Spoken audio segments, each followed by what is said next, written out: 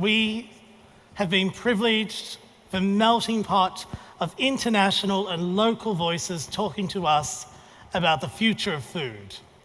We've discussed in depth regenerative farming. We've delved into deep conversations about technology and investment. And most importantly, we've had the voices of the future showcased up front here and centre. And I'm talking about our future young leaders. I'm talking about Startup Alley. And most importantly, producers in this room who have been here in abundance this year and have engaged in the Evoke conversation. Our job now is to bring all of those conversations together in the final plenary. This session is about the AgFunder report. It's about the data coming out of the AgFunder report and what it means to us. And most importantly, it's a conversation to bring together the many threads and the many conversations of Evoke. So let's begin. I'm going to bring up the panel. Michael Dean, who's the AgFunder co-founder. He's also an entrepreneur and an early-stage venture investor in agriculture and food technology innovation. John Harvey, the Managing Director of AgriFutures Australia. Fiona Simpson, the effervescent National Farmers Federation President. And Stephen Saunders, who has 34 years of experience in horticultural and the food sector. He's the founder and managing director of the Plus group of companies, which includes RoboticsPlus. So would you please welcome this sensational panel. Now, since 2014, the AgFunder report has been tracking global investment in the agri-food tech space, and we know each year that there is investment from government, from corporates, and from individuals. And the report is now used as a benchmark each year on year. So Michael, I want you to set the scene. What is the AgFunder report and why does it matter? The AgFunder report is basically our snapshot of what happened in investment, private investment in 2019. We have a number of partners who provide us with data. So Crunchbase, we're our exclusive data partner with Crunchbase. We also have our own machine learning algorithms that are scanning and scraping the web every day. But also a number of accelerators and venture capitalists in various markets that are important, such as India and China.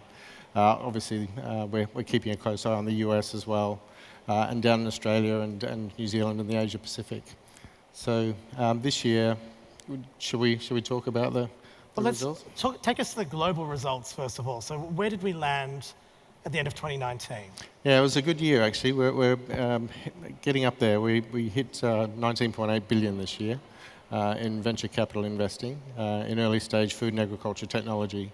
One thing that is important to point out about our data is that each year is a new snapshot on the actual situation. So, as I said, we're getting data from a lot of partners, but venture capital and investing, being the beast that it is, we're quite often getting data that's coming in for previous years after we published our reports in February, March of each year. So every year is a new snapshot of what's happened before. So. And what are some of the trends in terms of this 19.8? We've seen, so we divide the agri-food tech world into upstream and downstream. Upstream being everything that is sort of pre-consumer. So that includes on-farm supply chain technologies, even pre-farm gates, so suppliers to farmers. And downstream is more on the retail side, so it might be food delivery, HelloFresh, those types of services, restaurant ordering deliveries, home cooking delivery type technologies, self-serve machinery, self-serve salads and fresh meals, those sorts of things. And that's traditionally been where most of the capital has been applied. So venture capitalists are obviously very keen to be investing in technologies that are attracting or focused on large markets, and that's obviously where the consumers are rather than more upstream. But this year we've seen a drop for the first time in the downstream marketplace. So downstream dropped by about 8% this year to $12 billion. And upstream did rise, but only marginally by about 1.3% to 7.9 billion. So I'm going to turn our attention just for a moment to New Zealand.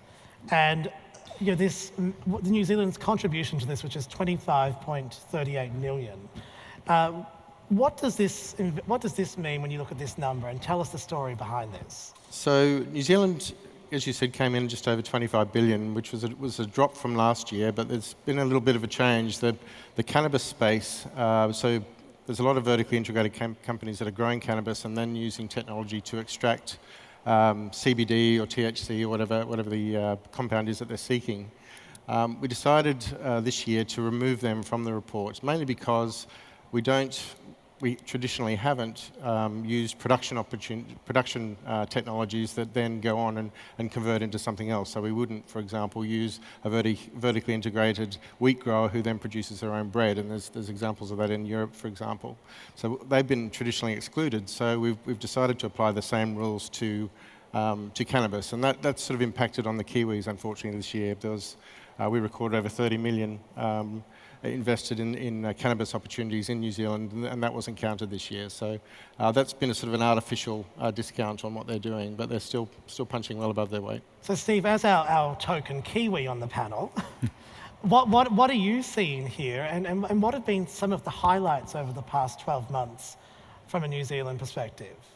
Yeah, to follow on from Michael, there was quite a shift into investment into the cannabis space last year, and as Michael said, that's not recorded. But I also think it's a little bit cyclic. So if you actually look the previous year, New Zealand was actually over 40 million invested into ag tech. So I think what you're seeing is a little bit of a cyclic effect, that we had a big year the year before, which was we outperformed Australia the year before, and this year Australia's outperformed New Zealand.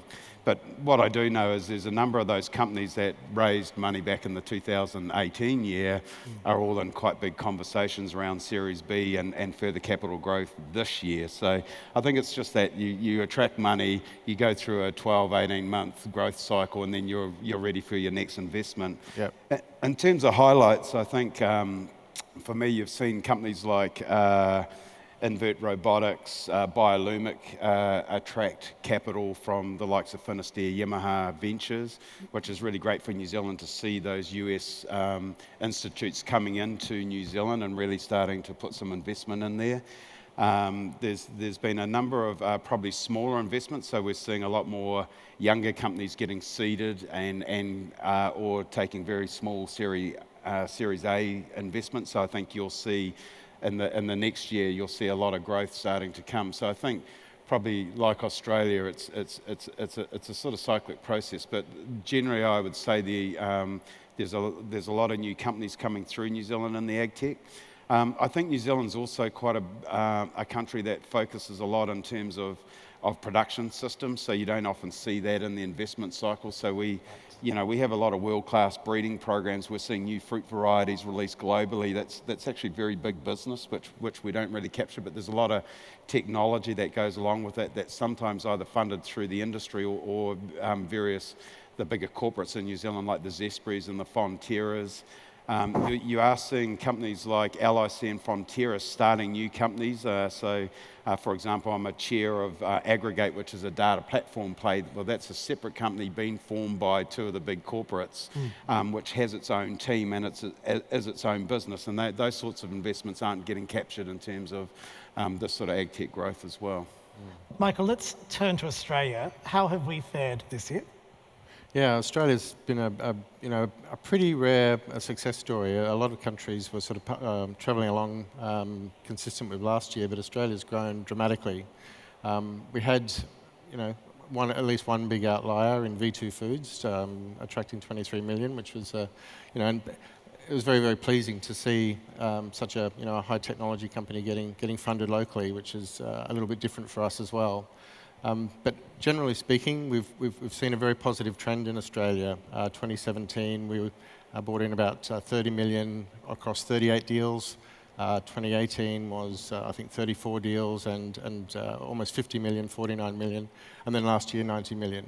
So it's showing a quite pleasing maturity of the market.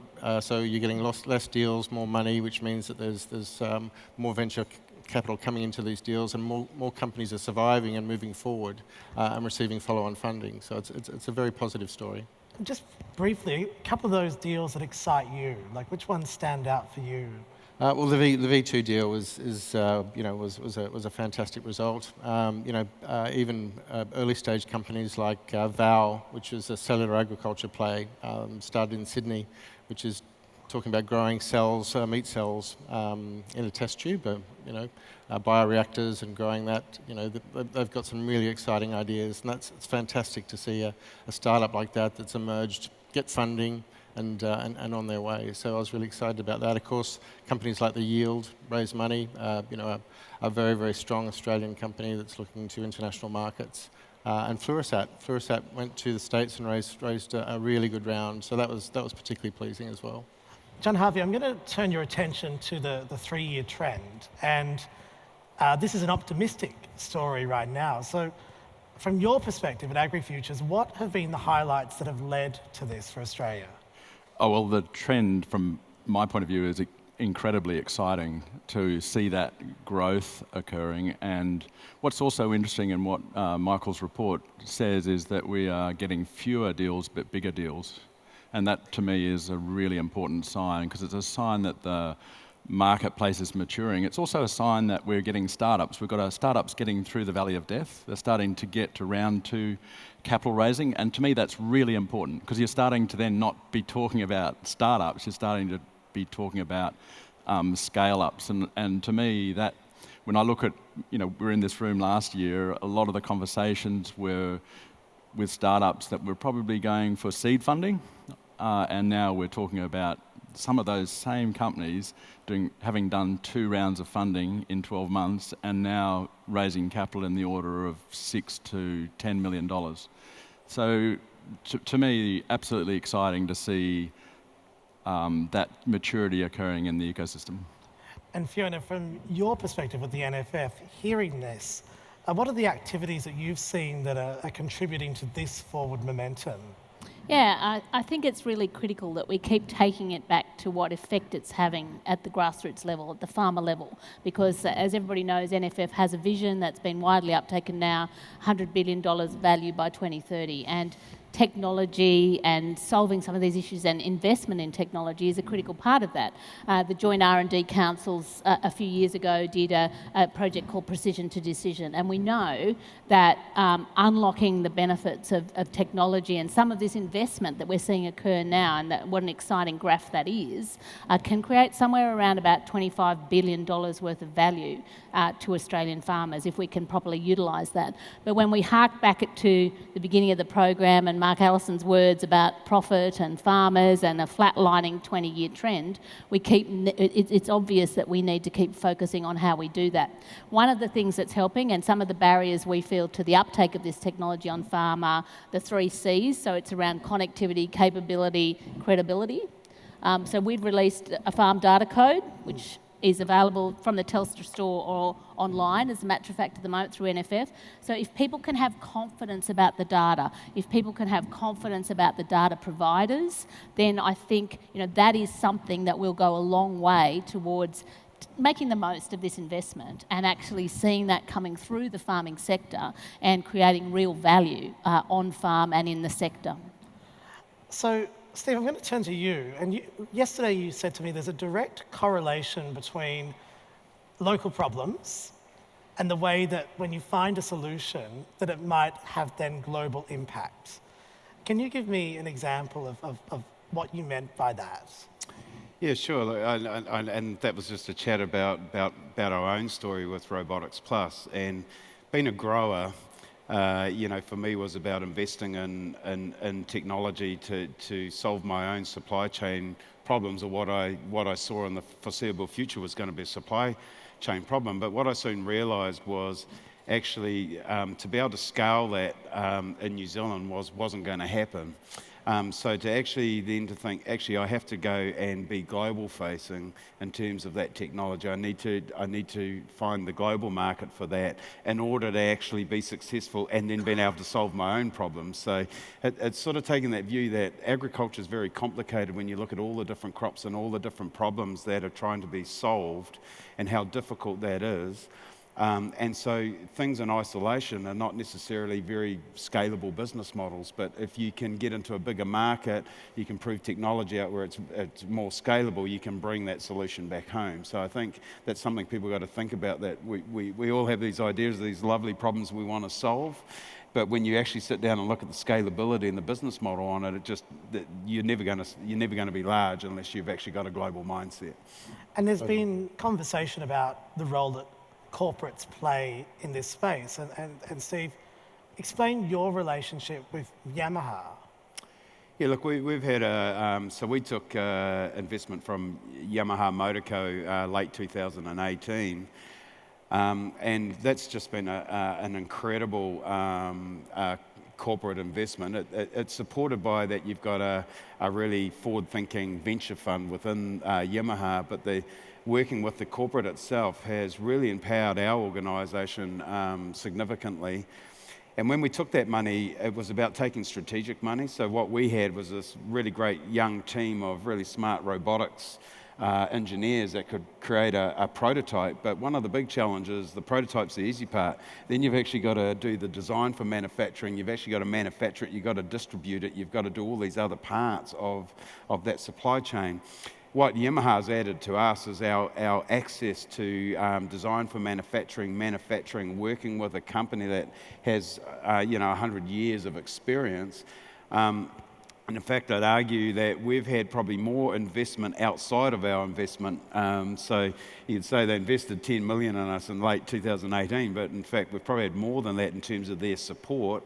And we're now to the point where we've actually got Yamaha Motors this year will start manufacturing some of our technology, and we're also working in an agile program with them to help them around how they can develop components and systems that can support the agricultural sector. So it's challenging. You're dealing with a very complex, multi-layered beast when you deal with a corporate, but if you work the relationship, if you stay true to it, the rewards and success is really good.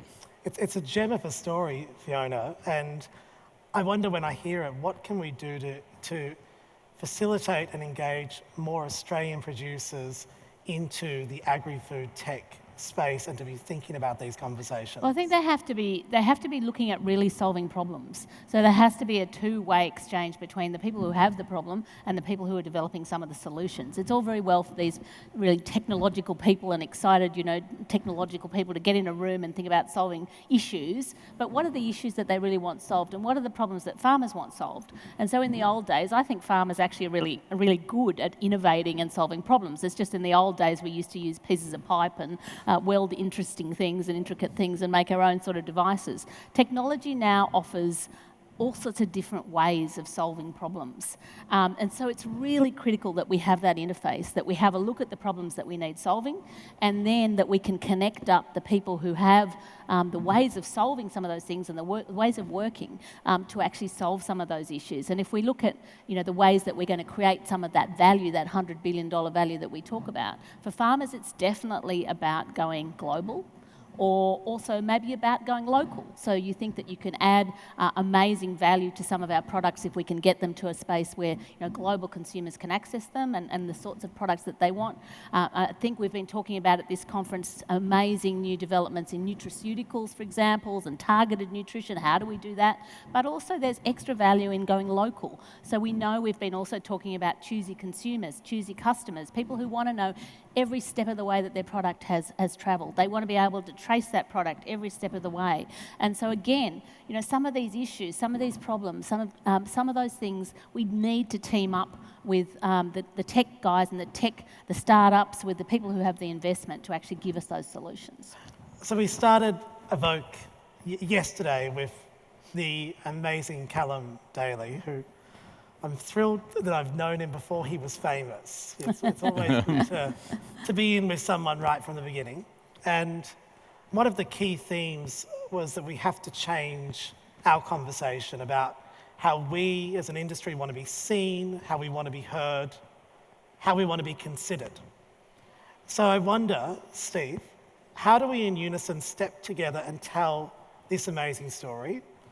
How do we shout it out proudly? How do we get this amazing story out and about?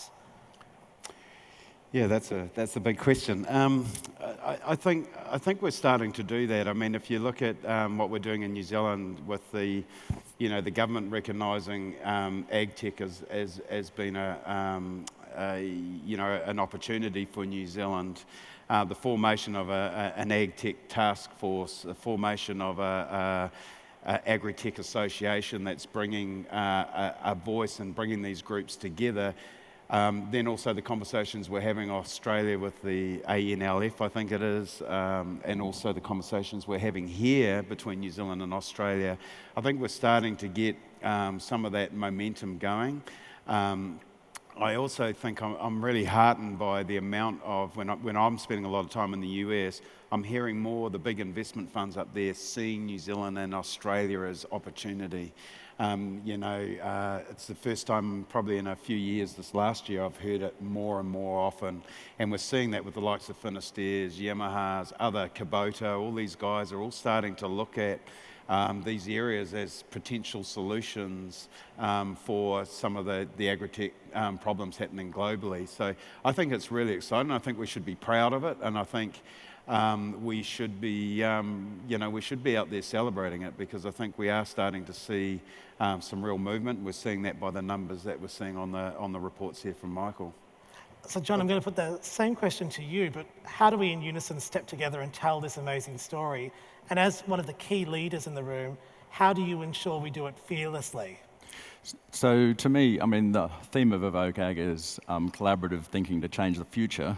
And I think one of the big issues for us is just being clear about what everybody's role is and what they bring to the table. So we've really specifically, in putting Evoke Ag together, got the startups in the room, got the farmers in the room, got investors in the room, got the corporates in the room, got government in the room. And to me, the key is no one of those groups can do it on their own. We need each other. We've got specific roles to play. And I think we're seeing the role that, farmers, we know that farmers and startups have to work together. They've got to understand each other. They've got to, the startups got to understand the pain points. But on the same note, the corporates need to know where they fit in the picture, what they bring to the table. And we often look at them and say, well, they bring money to the table. No, they bring a lot more than cash. I mean, they have access to lots of customers, for example. Yeah, sorry to interject, John, but I totally agree. I mean, you talk about solving problems and understanding what farmers' problems are. Who's best placed to do that? It's corporates, right? So, as Steve said, we've got corporates from all over. Yamaha Motor Ventures, right? So they've got a strong theory on farm automation and robotics, and so they've set up a venture arm and they're investing in it, and that's what they're doing, and they're building an R&D division around that and investing around that, not only investing in startups, but in their own business around those particular goals and that thesis. We're not doing that in Australia. Every Australian corporate in this room, and I'm not going to be popular for saying this, but every Australian corporate in this room needs to look at themselves and look at how much they're directing as far as their R&D budget into investing in early stage startups, because everyone else in the world is doing it. And one thing that's coming out from the figures that we're seeing is that in markets where the corporates are active in the startup community, where they're involved in accelerators, and I know it sounds self-serving, but it's true, we have the more robust and the stronger investment levels in early stage ag tech, and less likely, therefore, to be disrupted. So, I totally agree with everything everyone said, but we really need to see the corporates in Australia step up. Internal R&D is great, but allocate some capital to investing in early stage companies, get to see what's coming down the pipeline, not just in Australia, but internationally, and really think about where your business is going. The status quo is not going to last. We've seen that in industry after industry, and it's going to be exactly the same in Australian agriculture. So, I know it's not going to be a popular topic, but I think it's something that we really need to be talking about, because there's not enough money coming. There's almost no money coming from corporates into agri-food technology in Australia. Almost none, and we need to fix that. And we're resourceful people. We should be doing it, and that's all. It's an imperative. Whether we get governments to give more tax credits for investing for corporates, I don't know. There's got to be ways to do it, mechanisms to do it, but we have to do it. Mike, I'm always a fan of anyone who brings up a controversial topic with 3 minutes to go. That's always Sorry. an excellent way to go. We are fast approaching the end of this incredible 2 days, and I've been privileged, John, I've been talking with a whole lot of delegates, some of the Horizon scholars who come through the AgriFutures program as well, who are here, Rural Women's Awards finalists. You're just like great leaders from across sectors. And when you ask the question, what has been the highlight? The answer is everything. No one can drill down into one thing because this whole experience is truly beautifully crafted and curated, and kudos to you and to the entire team behind this. So I wonder, what is the one thing we can do to be globally relevant? And drawing on the pillars of Evoke, let's begin with food, farm and future. Fiona, what is the one final thing that we can do to move this conversation forward now? We all have to take responsibility to do something. So we all have to find, NFF has charted this great $100 billion vision, but it depends on each part of the supply chain doing their bit, whether it's industry, whether it's farmers, whether it's stakeholders, whether it's the corporate sector, whether it's government. And so it's not enough to just say, yeah, they're doing it, tick. Already people are doing something by just being here, but in actual fact, you need to be individually engaged. You need to be individually looking at where you can take your business, yourself, and you need to actually commit to doing that. Michael. I think I've answered that question, haven't I? I'm going to give you one other chance, and this is just so... Yeah, I think we're doing a great job. It's a really good news story. 90 million, an 80% plus jump is awesome, and we're investing right across the supply chain, so there's diversity in there as well. So, we just really need to get everyone pulling in the same direction.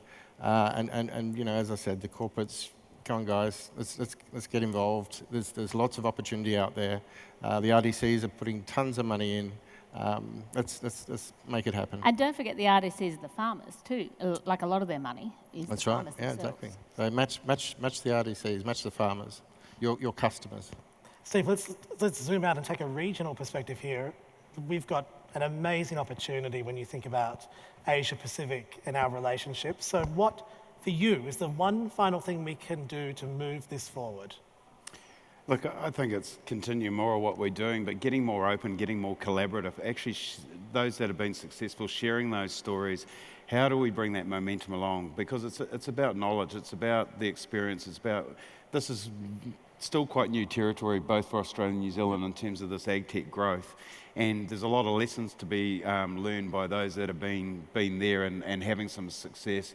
And there's more to be gained by being open and collaborative than there is to lose. And probably some to Michael's point about corporates waking up. We have the same issue in New Zealand.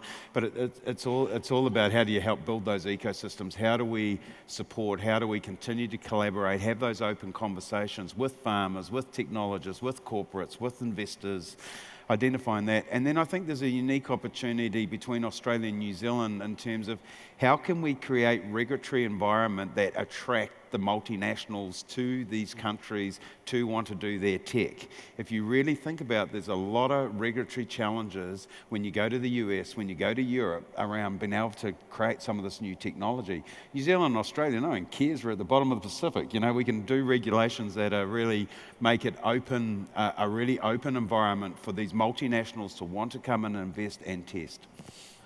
John, closing words. We're going to be in Perth next year, so we have to keep this conversation going from now. But when I think about that trend that we looked at before and that optimistic story, beginning with food, farm and future, what is the one final thing that this group can do to keep the momentum going? Thanks, Bryce. It's a great question, a really important question. But I want to go back to your comment about Evoke Ag being a carefully crafted experience, and it has. We've put a lot of thought into the content, the way it's laid out, the experience people have at this event here in this building. But Evoke Ag is much more than an event. Evoke Ag has got a plan, it's got a purpose, it's a movement. It's about creating an absolutely vibrant agri-sector in this region of the world. That's what it's about. So it's much more than just this event. I just want to go back for a moment, and you mentioned Callum, and who was our opening speaker, and he had that fabulous quote from Margaret Reed, which was, "Never doubt that a small group of thoughtful, committed citizens can change the world. Indeed, it's the only thing that ever has."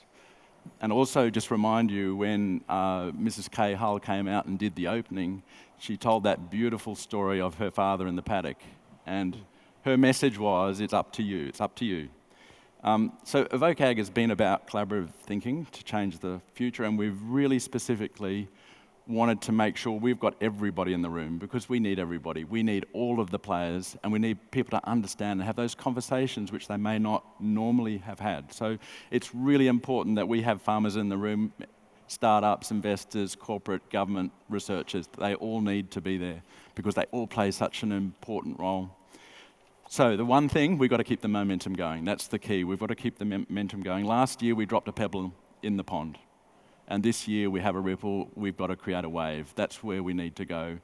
I'm really excited about the formation of Australian Agri-Tech Association. I think it mirrors beautifully Agri-Tech New Zealand. And for me, that will help us to build the momentum. It will make it easier for us to build the collaboration across the Tasman, and I think that's fabulous.